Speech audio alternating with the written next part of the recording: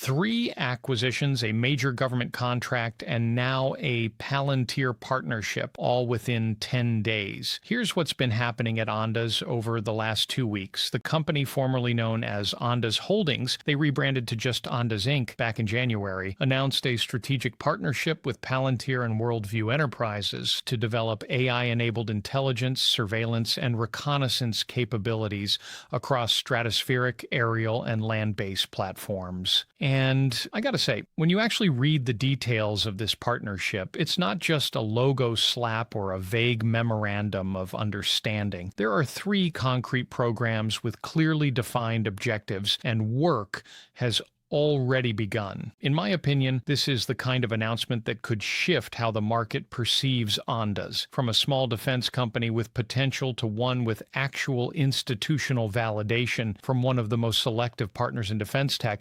But perception shifts take time, and the execution still needs to happen. This is not financial advice. Everything here is based on our opinion and our own research. Let me walk through the 3 programs because they actually tell you a lot about where this partnership is headed. The first one is called Palantir Warp Speed, and it's focused on manufacturing and supply chain optimization for Worldview's Stratolite fleet. Think of it as bringing Palantir's operational AI and the same kind of platform they deploy for major defense logistics into the production process for stratospheric drones. The goal is to scale fleet production without the bottlenecks that typically plague complex aerospace manufacturing. The second program is called AI Flight Director, which integrates atmospheric data, telemetry, historical mission data, and proprietary modeling into a single platform that helps operators plan and execute stratospheric missions more precisely. Basically an AI co-pilot for stratospheric drone operations. And the third,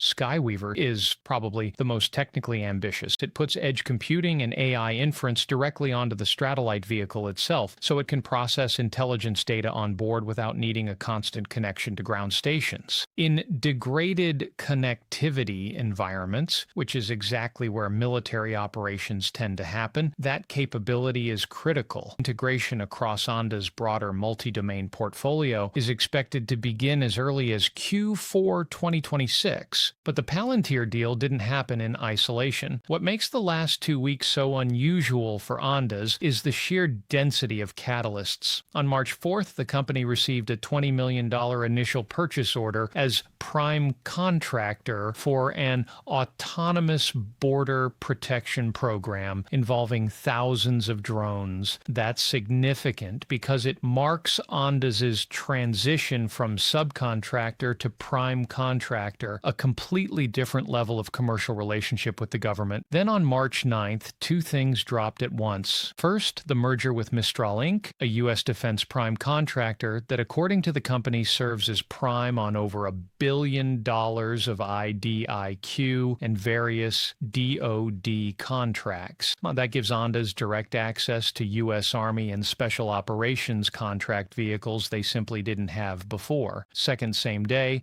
they released preliminary Q4 and full year 2025 results showing revenue of $49.7 to $50.7 million, which came in above their own guidance. And then on March 11th, there's the acquisition of BIRD Aerosystems, an Israeli company specializing in airborne missile protection systems. 3 acquisitions and a major partnership in essentially 10 days. In my opinion, the pace of this transformation is both impressive and concerning. Impressive because it shows aggressive strategic execution. Concerning because integrating this many moving parts simultaneously is operationally very complex. And that brings me to the risks, which I think are underappreciated. First, dilution. The BIRD Aerosystems acquisition was funded through nearly 7 million new shares. Every acquisition that gets paid for with equity dilutes existing